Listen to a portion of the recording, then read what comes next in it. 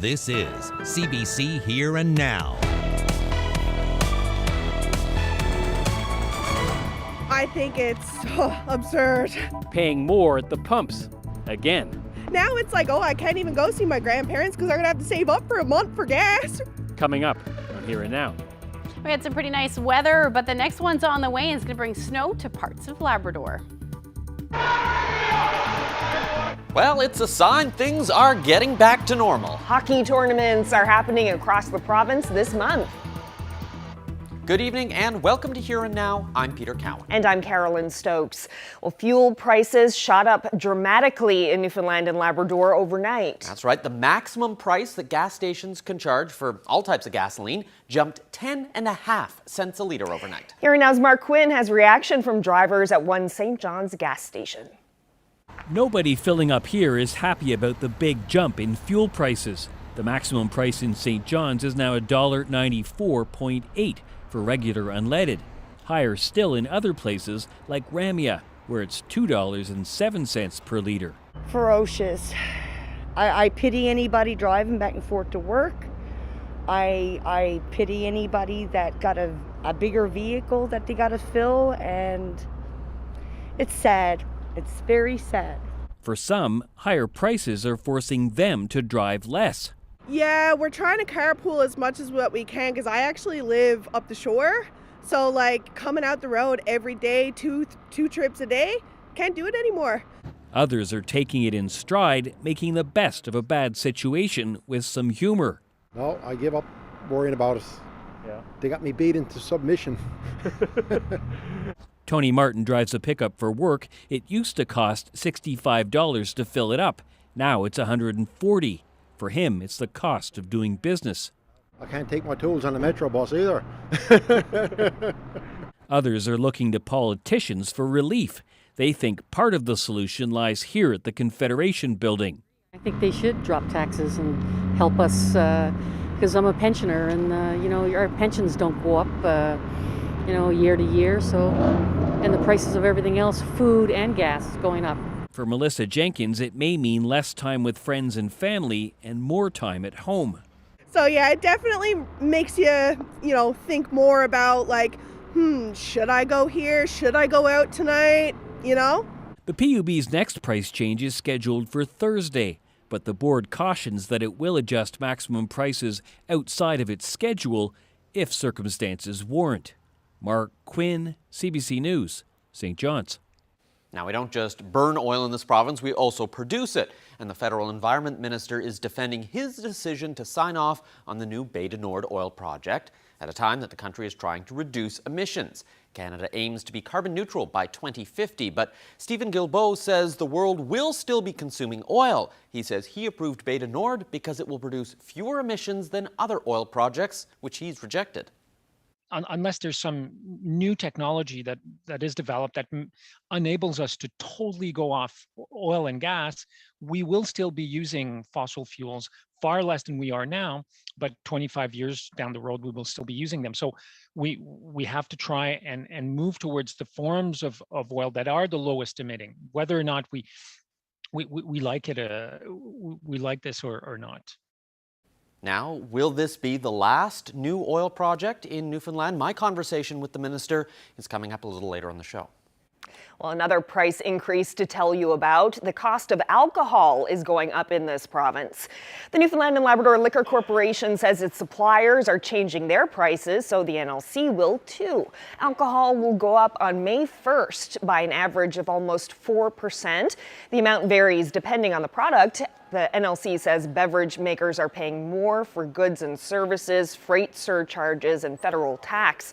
And it says the strain on the global supply chain and logistics have contributed to Canada's most recent inflation rate of 5.7%. Meanwhile, the price of cannabis products is coming down. Cannabis prices dropped earlier in April by an average of 6% because of oversupply.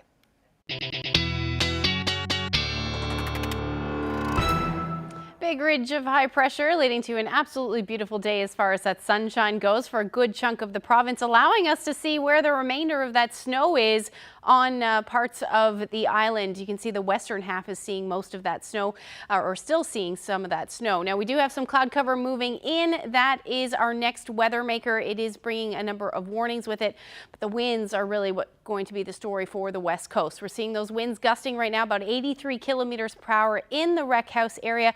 And as we head through the night tonight, we're going to see those winds pick up upwards of gusts between 120, maybe even 130 kilometers per hour. Most areas will be seeing those strong winds through tomorrow, eventually easing as we get into Thursday. I'll have the full forecast coming up.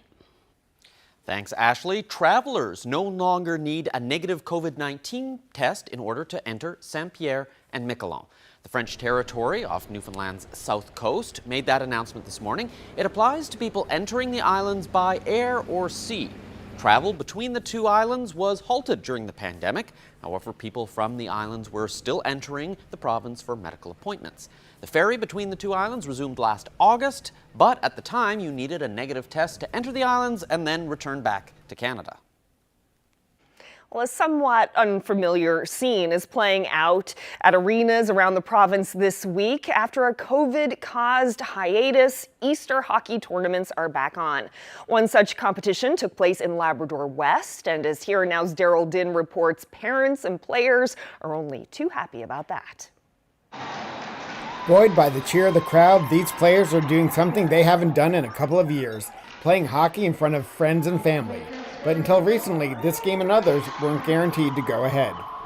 It was on, and then COVID kind of got around strong, and then they canceled it. And after a while, with I guess everybody complaining, they decided that they would look at it again, and then they said, well, okay, let's go, let's make it a go, and then that's where we are now.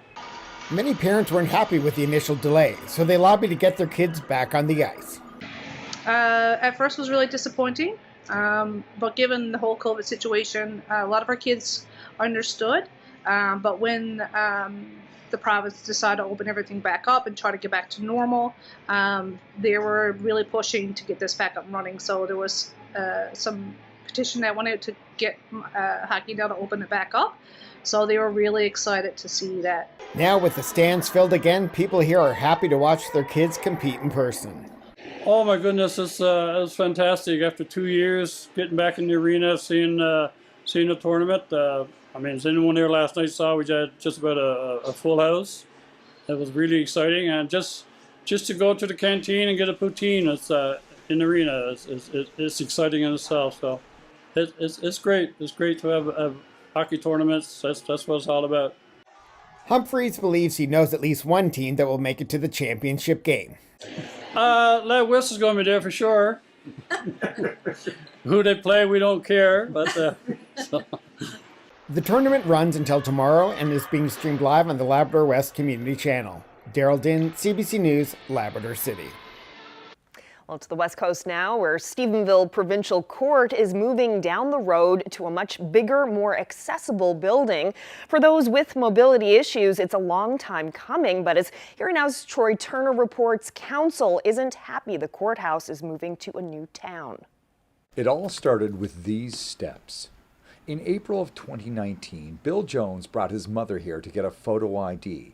But there was no way to get her wheelchair into the building. It's been 3 years now and still nothing until 2 or 3 days ago when I read an article that the government intends to refurbish the old College of the North Atlantic building in Stephenville Crossing. That plan means residents of Bay St. George with mobility issues will finally be able to access the services offered in this building, about 12 kilometers away.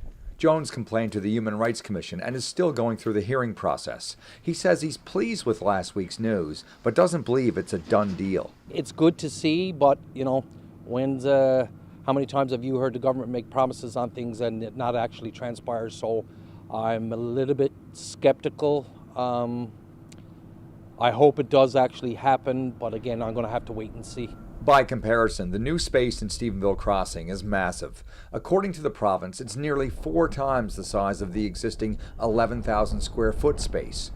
Stephenville Mayor Tom Rose is happy to see accessibility improved, but is disappointed with the move. It's like, would you take a courthouse out of Gander and put it in Benton? Would you take a courthouse out of Corner Brook and put it in Bay of Islands? Like, it really, really doesn't make sense. Rose and council plan to write the Premier with their concerns. I would have preferred, personally, $8.5 million building a new courthouse in Stephenville, maybe at the old Stephenville Hospital site, which is government-owned land. Build a suit, build a spec. Last week's budget included $1 million for design work and to begin renovations on this building this year. The work is expected to be completed in 2024. Troy Turner, CBC News, Stephenville Crossing.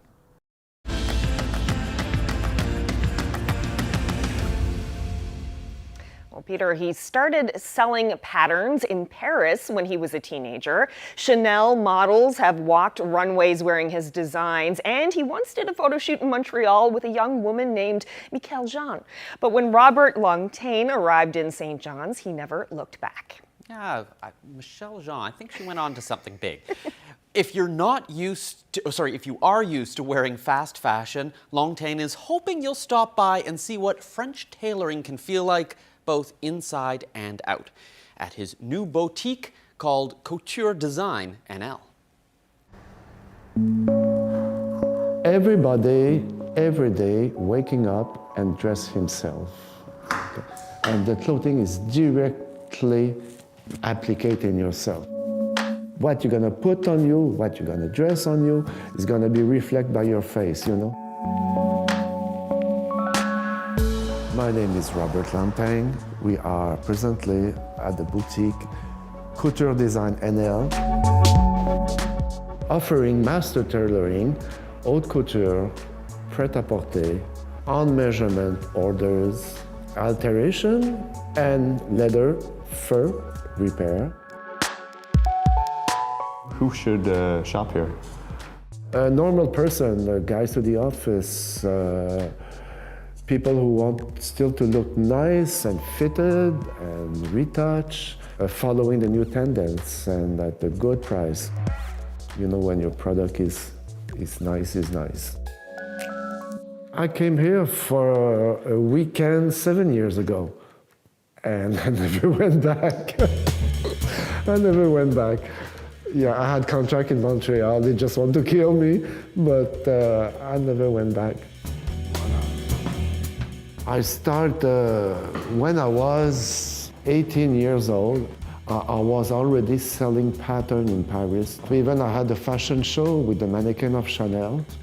And this is Michaëlle Jean. Yeah, it was a friend. That is more than 40 years ago. She was so young. When you start retouching your clothing, it's like an addiction at the end, because the result of it and the satisfaction of it, you will keep it. This is a recuperation one, who's been put it in pieces. This is beautiful. This is a boucle of wool.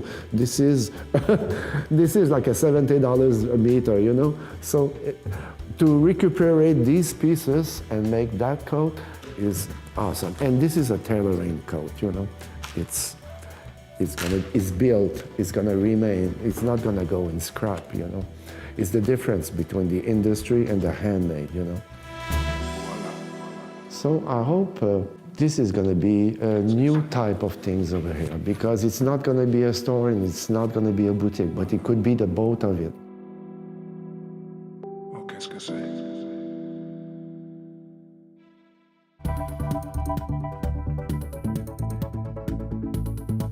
There are lots of warnings, particularly the west coast, south coast, northern peninsula, and even up across Labrador with snow on the way.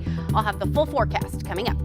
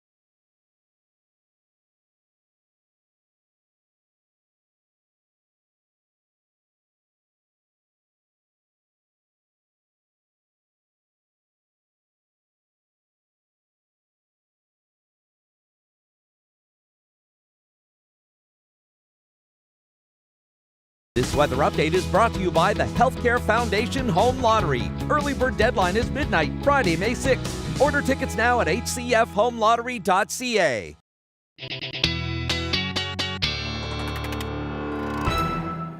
Had a nice stretch, few days of nice weather lately, and today was no exception. Gorgeous in St. John's with all the sunshine. It was deceivingly cold, though. Yeah. Certainly for most areas. Well, particularly the Avalon. Southern Avalon actually was beautiful this afternoon. But let's take a look at what it looks like right now. Live shot of the harbor cam there. You can see a beautiful evening. Temperatures, though, around 0 degrees. Feeling more like -5 winds right now are out of the east, about 17 kilometers per hour. We have been seeing some gusty winds, but right now looking gorgeous. Now temperatures this afternoon barely only sat around 1 degree today in St. John's. The southern part of the Avalon, though, particularly around Salmon Line, saw those temperatures much warmer this afternoon. And then as you head towards central and the west coast, those temperatures between 7 and 9 degrees through the day. Up across Labrador, your highs hovering between -5 and 3 degrees in Churchill Falls this afternoon. Now temperatures have dropped a little bit. Like I said, feeling more like -5 in St. John's with a bit of a wind chill. I mean, you head towards the west coast, feeling more like, or is currently sitting around 9 degrees in Badger. And then up across Labrador, you're looking at your wind chill values in Makkovik around -12, -13 in Nain. So certainly feeling more like winter. And unfortunately, there's a lot more of that where that came from. We're looking at some snowy conditions moving in as we head through the night tonight. Temperatures dipping as well, down to the -single digits for Happy Valley, Goose Bay. Same thing for Lab City. And then temperatures across the island are going to dip as well.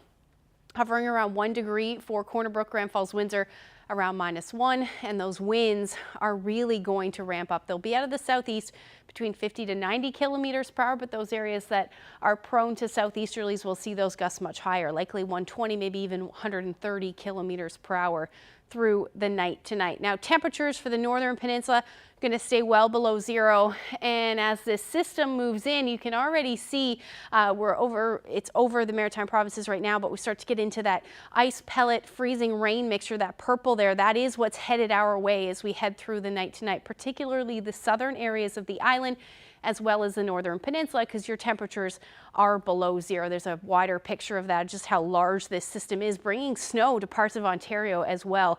And that will continue to track further east as we head through the night tonight. So we do have those rainfall warnings in place for the southern areas of the island. Up across Labrador, though, these are snowfall warnings from Lab City through to Churchill Falls, and then coastal areas as well. Hopedale and Makkovik under those snowfall warnings. Southeastern Labrador, you're going to sit this one out as far as snowfall goes. You may see a few centimeters, but overall this will be the potential for some freezing rain. And again, because of those temperatures, much cooler. So let's time it out. Snow moving in tonight and will intensify as we head through the night tonight, and then eventually move towards central areas of Labrador. And then here's that freezing rain I was talking about, mainly inland and in those higher elevations, particularly along the south coast is where you'll see the freezing rain. Towards the coast and at those lower elevations, that should fall as rain and will be pretty heavy at times through the day tomorrow as well. As you can see, some of that heavier rain moving in along with those stronger winds, and that will work its way right across the board as we head through tomorrow afternoon, and eventually by the time we get into the evening and overnight, that system moves through fairly quickly. We may even see a few flurries and or light snow develop for the northern peninsula as we get into Thursday morning.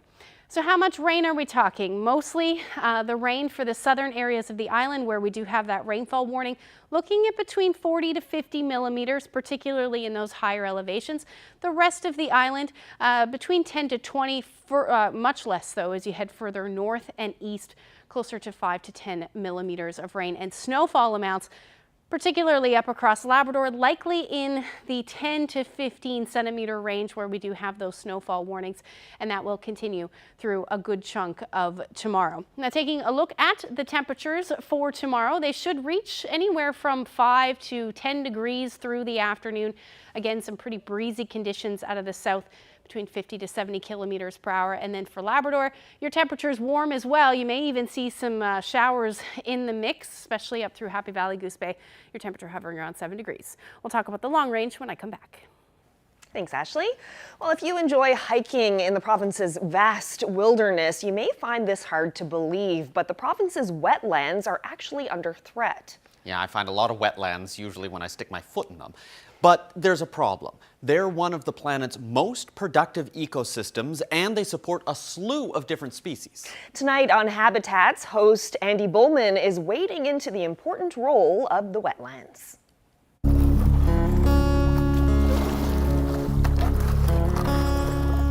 We might see the muskrat.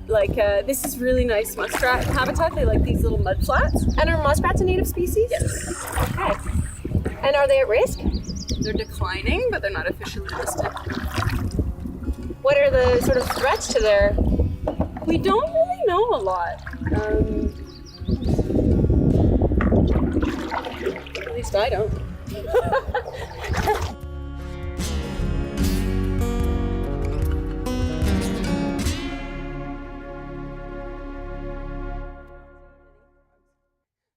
Okay, so let's start off by talking about how many different types of wetlands there are. We have 5 different kinds of wetlands in Newfoundland and Labrador. Here we have the type that's called shallow open water. And over here, with all of the plants coming through the water, that's a marsh. Okay, and I always hear that wetlands are at risk, but whenever I go for a walk in Newfoundland, I feel like I'm constantly in a bog. So is it true? Is it true they're at risk? I mean, it feels like they're abundant. Yeah, they are abundant in Newfoundland and Labrador, but that doesn't mean that they aren't also still disappearing. So wetland loss still happens every single day. Modern technologies allow us to build houses and industry on wetlands and drain them. For example, Mundy Pond used to be an enormous wetland complex. And now we just only have a small little portion of what it used to be. So it still is happening all across the province that wetlands are still being lost. So if you want to enjoy a marsh or enjoy a wetland, what's the best way to do it? Well, in a wetland like this, where you have a marsh and some open water, I think paddling is one of the greatest ways to do it. So a canoe or a kayak. So we don't have to worry about like leaking oil and gas into a sensitive wetland because it's self-propelled. So it's a really sort of intimate, close way to get up close and personal with all of the animals and plants in the wetland. Cool. Okay, we're gonna go see some wildlife. Want this little slug? Do you want to hold the slug? Sure. Oh, good. I hate it. You hate it? You should have told me that before I give it to you. I could take or leave this experience. Okay. I'm gonna set him down. Okay, put him up in the grass. Yeah.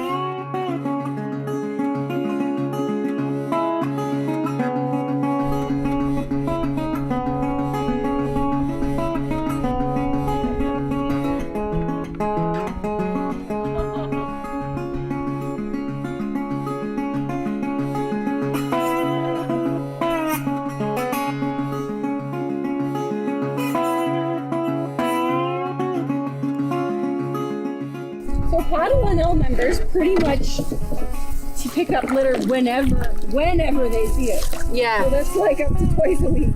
This is technically for water and gear, but it's great for garbage. Wow. So if I can get it and it's relatively safe and stuff, I'll just throw it up here, which makes my kayak look real nice and clean.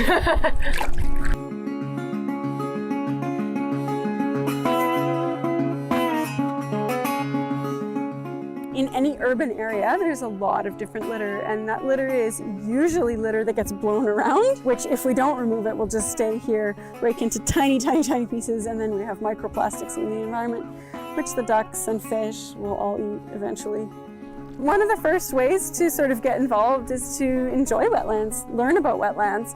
The more that we understand their contribution to biodiversity, the more that we can say, hey, maybe it's not a really good idea to build on a fen or to build on a bog. They can find out more at naturenl.ca or follow us on Facebook, Instagram, Twitter, all the things, and get outside with us or get involved and just learn more about the nature that's all around us.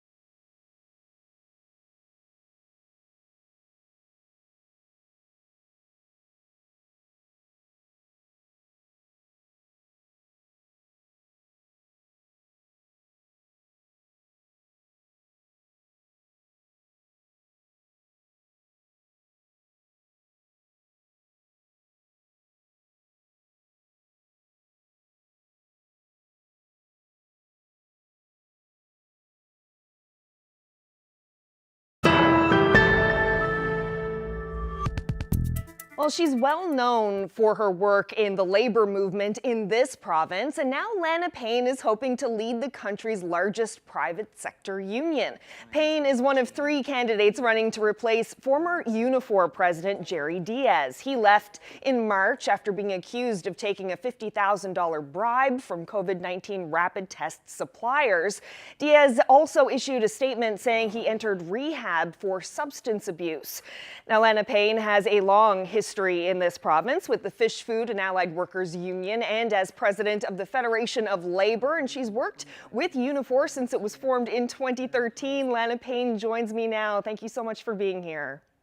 Thanks, Carolyn, and hello to everybody at home. And if you don't mind, today is my mother's birthday, and I know she'll be watching tonight, so happy birthday, Mom. Okay. Well, you are hoping to take over the top job at Unifor at a difficult time for the union. A lot of controversy right now surrounding the former president. Why do you want the job? Well, I think, Carolyn, if you look at my history in the labor movement, I've been a leader in this movement for a long time. I've worked very hard to make progress for working people. I have profound respect for workers and for our members. And I think we're at a point in our history, in the history of our union, where a different kind of leadership is required. And I believe I can provide that. And I was thinking as I was making this decision, which basically was very recent, I announced last week. The first person I thought about during that time was Nancy Rich, and most of your viewers would remember Nancy. She was a great leader in the labor movement, also from Newfoundland and Labrador, and she was a great mentor to me. I bring a broad background and experience to this position. I've led organizations. I've worked in tangly situations with fisheries and fisheries workers. It's been a great place to learn this. And next to Richard Cashin and Earl McCurdy, of course, great mentors as well. And to be able to go from there to the Federation of Labor and really fight for working people during that period. We made a lot of gains. And, with Unifor, it's just been incredible to be able to do the different levels of work that I've got to do, from Atlantic Director and bringing our union together and our locals together during that period, and then on to Secretary Treasurer. And not very long into this position, of course, the global pandemic hit, and I led our pandemic response within the union, and I'm very proud of the work that we did throughout the pandemic for Unifor members and for workers more broadly, and pushing for political change at the same time, including paid sick days, which we've seen at the federal level now, enhancements to employment insurance. How difficult has the situation been lately for union members and for the leadership with Jerry Diaz leaving under those circumstances? Well, it's been challenging. I don't think you can describe it any other way. But there's still work to be done. You can't have a problem or a crisis like this where you can say, okay, now we've resolved that, we can just kind of carry on. I think that there is a need to have a review of all of our policies and procedures. And, if there's gaps, they have to be tightened up. And we have to have a commitment by all of us going forward that we're being as transparent and as accountable as never before, and we can't just assume that our just because we've dealt with this, that you can just kind of carry on. I think there has to be a rebuilding of trust. I believe that I'm the person that can do that job. Roll up my sleeves, get out, talk to our locals. Take the tough questions and do the work that's going to be needed to be done. Because in the end, our job as a union is to make progress for working people, progress for our members. And the only way you can do that is if you have the trust and confidence of your members to be able to take on the jobs that they're going to have to do at the bargaining table in our communities. Lana Payne, thank you so much for your time today. And I hope your mother has a wonderful birthday. Yes, me too. Thank you very much.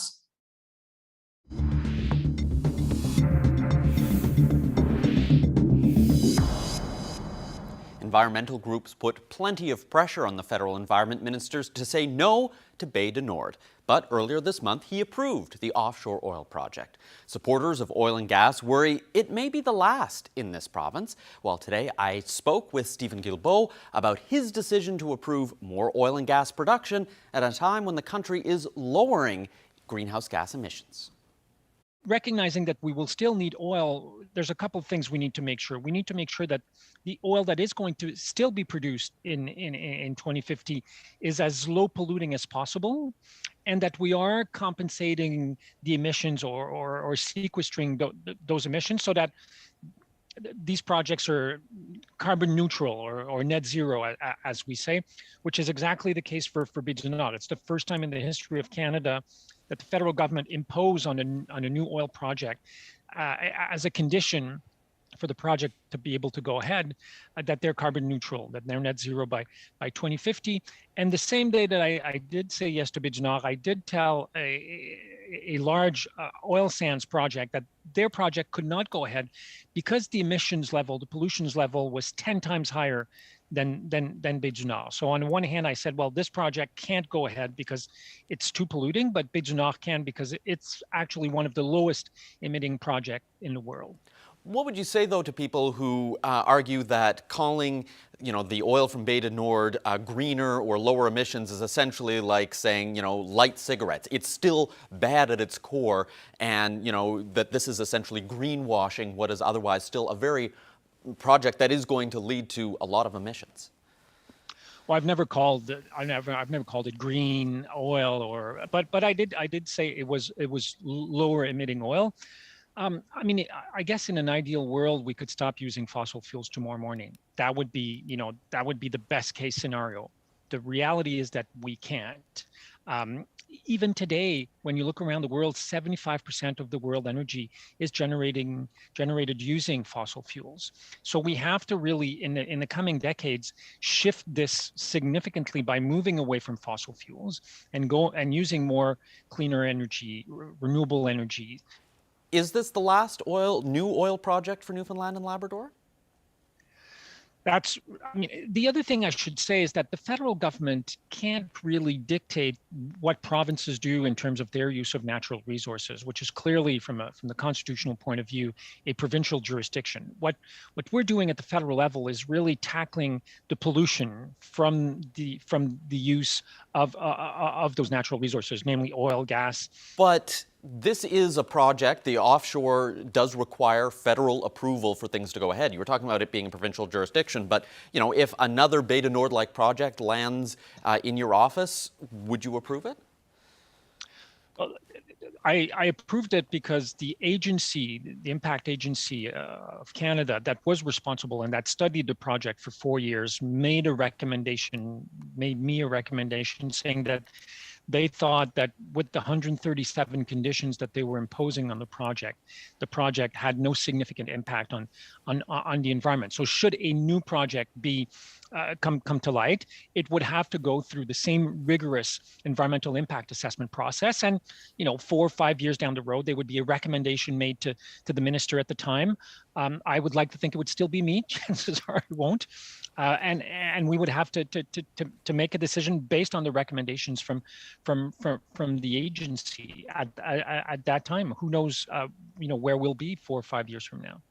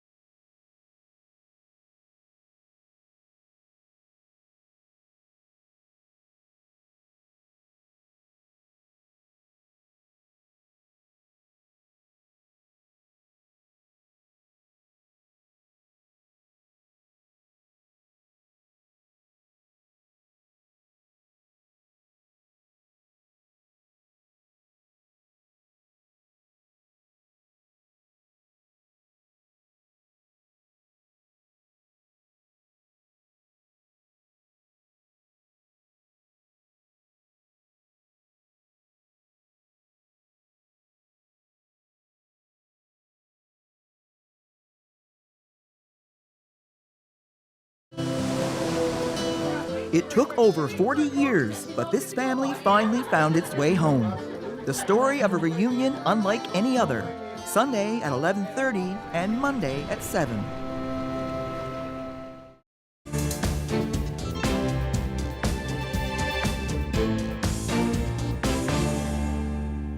A Florida judge has thrown out the federal mask mandate in the United States. It means passengers on planes and other forms of public transportation can get rid of them. Flight attendants on some flights began collecting masks just minutes after the decision was made public yesterday.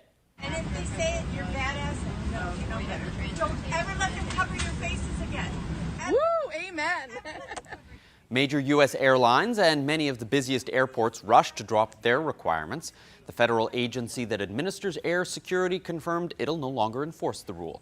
Meanwhile, New York's transit authority doubled down on its mask mandate today, saying they'll still be required on subways, buses, trains, and taxis. Well, Federal Transport Minister Omar Alghabra faced questions today about the U.S. ruling and says Ottawa will maintain the mask mandate for travelers in Canada for now. We're always assessing them based on the developing and the evolving science.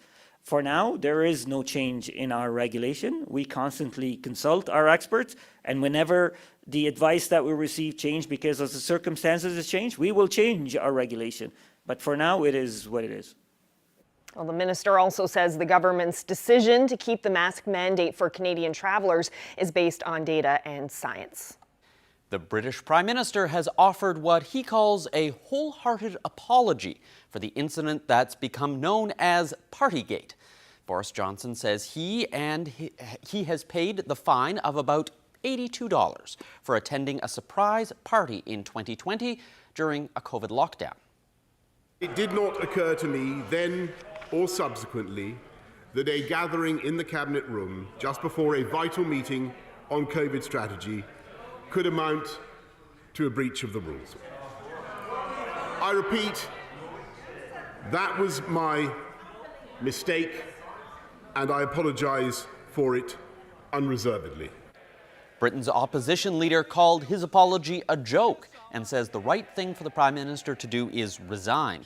The Labour Party has called for a debate and vote to investigate whether Johnson misled Parliament. There's been growing public anger ever since the scandal came to light last year. Johnson and his staff had attended parties in the Prime Minister's office and other government buildings during the first 2 years of the pandemic. This as millions in Britain were barred from socially gathering and even attending funerals for their loved ones.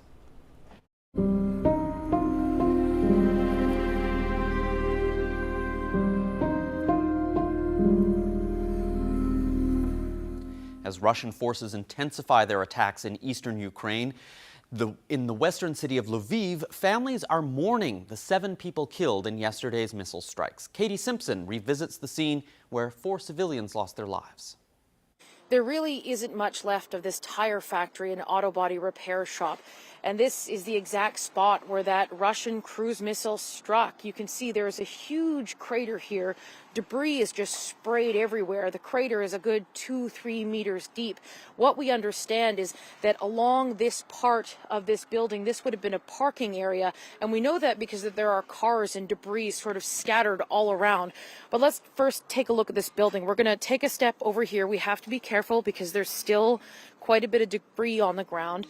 From this wall right here, you can tell the structure is no longer stable, but still inside, there are people working here. There are people taking wheelbarrows of debris and getting them out. Just imagine, it was 8:30 in the morning when this missile struck. People were just starting their workday. They were inside this garage when they first heard the alarm sirens, and then, of course, the rocket struck. Now, there were a number of secondary explosions, according to witnesses we spoke with, and part of the reason why could be there were so many vehicles here. This is the level of destruction. You can see these vehicles have been completely destroyed, just completely obliterated in this blast. And one other thing to point out here, there's lots of coffee here because people honestly have been working around the clock. They're exhausted. Air raid sirens have been ringing at all hours of the night, and this has been a horrific experience here at this shop. Now, we want to show you there's a growing memorial for the people who died at this site, and we're learning a little bit more about the victims. Right beside where the huge crater is here, the people who work here, the owner, they've lit candles for the 4 employees who were killed and 1 employee who is injured very seriously, we understand. The owner told us that the youngest of the victims here is a 19-year-old man. The other 3 victims, men, they were all married. One of them had a 6-year-old child. People here, understandably, are distraught. These are the first victims to be killed in this conflict in Lviv, a reminder that no parts of Ukraine are safe, even in the West, where there's been less violence. Katie Simpson, CBC News, Lviv.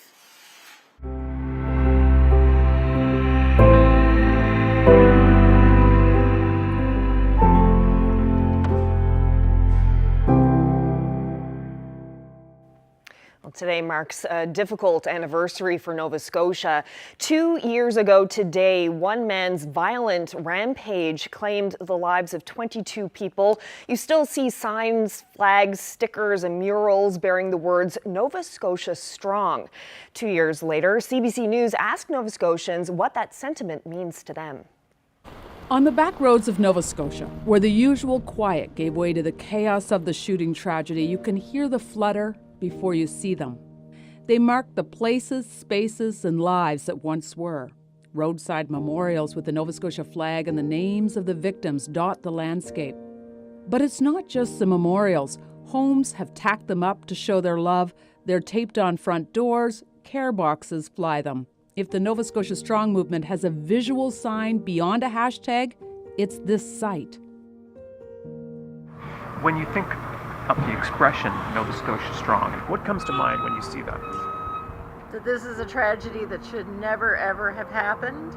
I still feel it in my heart. I still feel that people are still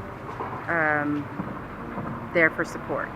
Well, I believe Nova Scotia is a very tight community, and so, I believe the community itself, that still rings true to me, that Nova Scotia is strong.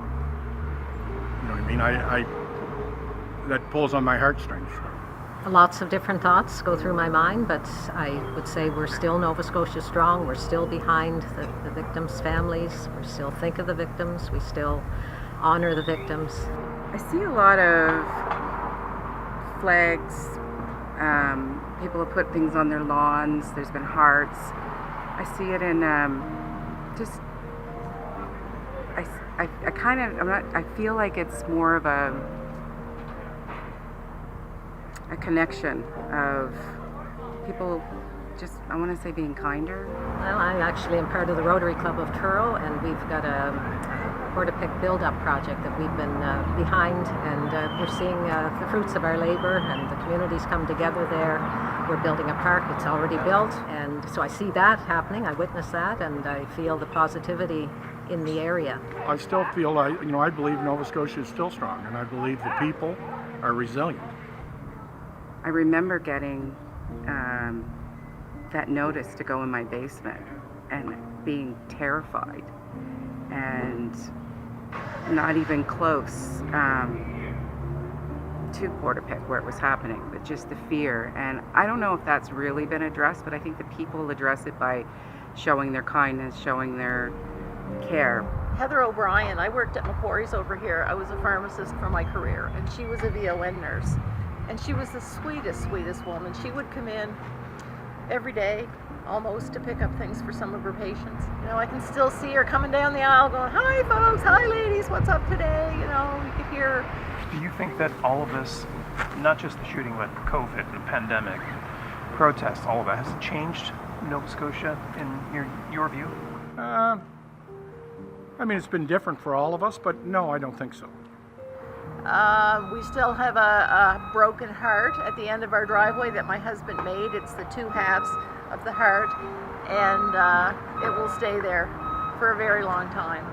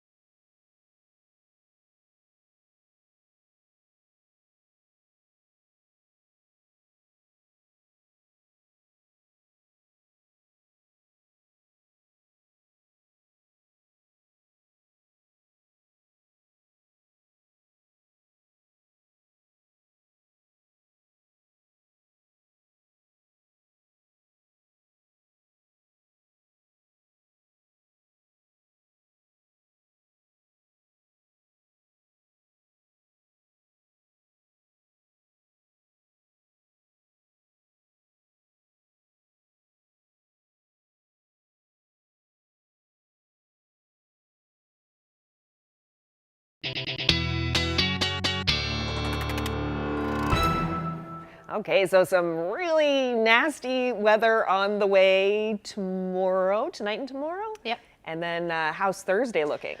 Actually pretty nice. We'll see a bit of a break in the weather. You know, we had some nice stretches of weather, and then this is kind of the first bout of it. Let's take a look at what's going to happen Wednesday night into Thursday. There's that rain that will move through tomorrow. It moves through fairly quickly overnight. We may see some lingering showers in the morning hours, but in behind that actually looks fairly nice for a good chunk of the province as we head through the afternoon on Thursday. But then the next one quickly making its way in is going to bring some snow back into Lab West as we head through the evening hours on Thursday and then continue into Friday, it looks like. So temperatures should rebound a little bit, single digits on the plus side of the mercury, anywhere from 3 to 7 degrees as the daytime highs kept those showers in there. Again, likely just lingering in the first half, but then it should clear out. We'll likely see some increase in cloud, though, as the day goes on for the west coast. And again, that's ahead of this system. Temperatures across Labrador should be generally above zero, except for the north, where Nain should hover around -3 through the afternoon on Thursday. Now, Thursday evening into Friday morning, that's when that snow will move right back in again for a good chunk of Labrador. And then we're looking at the potential for some showers again by Friday morning and then moving across the island as we head into the evening hours. Some of the higher elevations may see a little bit of mixing, but overall those temperatures should be well above zero, anywhere again between 5 to 8 degrees. The further east you go, likely cloudy periods, maybe a few peaks of sun, and then temperatures up across Labrador, again between 1 to 4 degrees. Some showers because of those temperatures bumping up, likely in the mix through central and even potentially coastal areas of Labrador through the day on Friday. Long range forecast unfortunately looks a bit unsettled. In fact, it looks unsettled for the next little bit as we get into more of a blocking pattern. Now, by the time we get into Saturday and Sunday, those temperatures will be cooler, single digits between 3 to 4 degrees, either some showers or flurries certainly possible in that case. And then for central Newfoundland, you're looking at overnight lows Thursday dipping into the -single digits and then rebounding quite nicely into Friday. And then again, Saturday, Sunday, unfortunately unsettled. Temperature between about 8 degrees on Saturday and then dropping on Sunday, but overnight lows will be dipping into and around the 0 degree mark. And that means that we will see some flurries in the mix. Now for western Newfoundland, you're looking at your temperature really not moving all too much from Friday through to Sunday. By the time we get into Saturday, though, that's when that potential for some flurries will begin and then continue as we head into Sunday, as those overnight lows dipping again between 0 and -1. Now, eastern Labrador, your temperatures will be hovering around 2 to 4 degrees. Overnight lows definitely into the -single digits. And again, either flurries or showers looking pretty much unsettled. You may even see some accumulating snow as well. And then for western Labrador, much nicer forecast as far as some sunshine goes by Saturday. And then even into Sunday, you're looking at some cloudy periods, but your temperature will be hovering around the 0 degree mark. Sunshine will certainly feel nice, and overnight lows into the -double digits. Speaking of nice weather, take a look at this one. This was Easter Monday sunshine in Burnt Cove. Thank you so much for that shot. And if you have any weather photos that you would like to share with us, send them to nlphotos@cbc.ca. Oh, that's beautiful. Wonderful. Ashley, instead of complaining about the forecast to come, I'm just going to focus on how nice the weather has been over the last couple of days. It was a long weekend. Lots of people got out to enjoy it. I got out to 3 hikes over the weekend, so... Oh, wow, that's great. You got to soak up the nice weather when you got it. Yeah. And that's the only way to get through the, not so nice weather is to definitely soak it up when it's there, because that sunshine feels really nice. And Peter, you saw an iceberg too? I did. Mobile, about a half-hour drive from St. John. So yeah, neat to see them this close to home. Lots out there and hopefully more to come. Yes. Well, that's it for us tonight. Thank you so much for joining us. Have a good night. Good night.